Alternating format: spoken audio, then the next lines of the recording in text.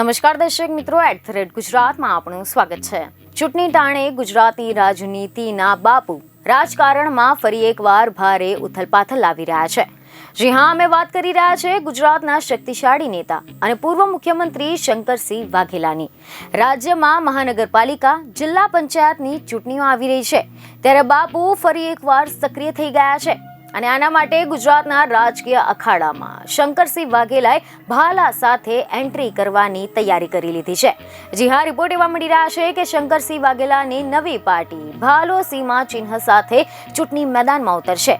રાજ્યના પૂર્વ મુખ્યમંત્રી શંકરસિંહ વાઘેલાએ ફરી એકવાર રાજકીય ઇનિંગ શરૂ કરવાનો નિર્ણય લીધો હતો અને સમાચાર એવા મળ્યા કે 22મી ડિસેમ્બરે તેઓ નવી પાર્ટીની રચના કરશે।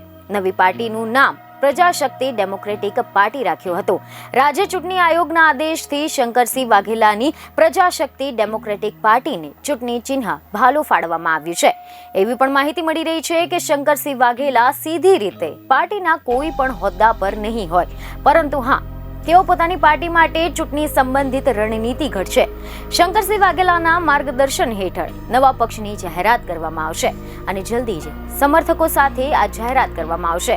જો કે શંકરસિંહ વાઘેલાએ વર્ષ 2017માં જન વિકલ્પ મોરચાની સ્થાપના કરી હતી અને અગાઉ ગુજરાત વિધાનસભાની ચૂંટણી પહેલા તેમણે પોતાની પાર્ટી પ્રજાશક્તિ ડેમોક્રેટિકને સક્રિય કરી હતી, પરંતુ ત્યાર પછી તેમને તેમાં ઉમેદવારો ઉભા રાખ્યા ન હતા અને હવે બાપુ ફરી એકવાર રાજકારણમાં આવી રહ્યા છે।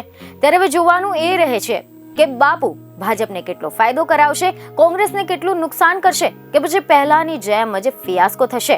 બીજને ખબરો સાથે ફરી મળીશું। ધન્યવાદ।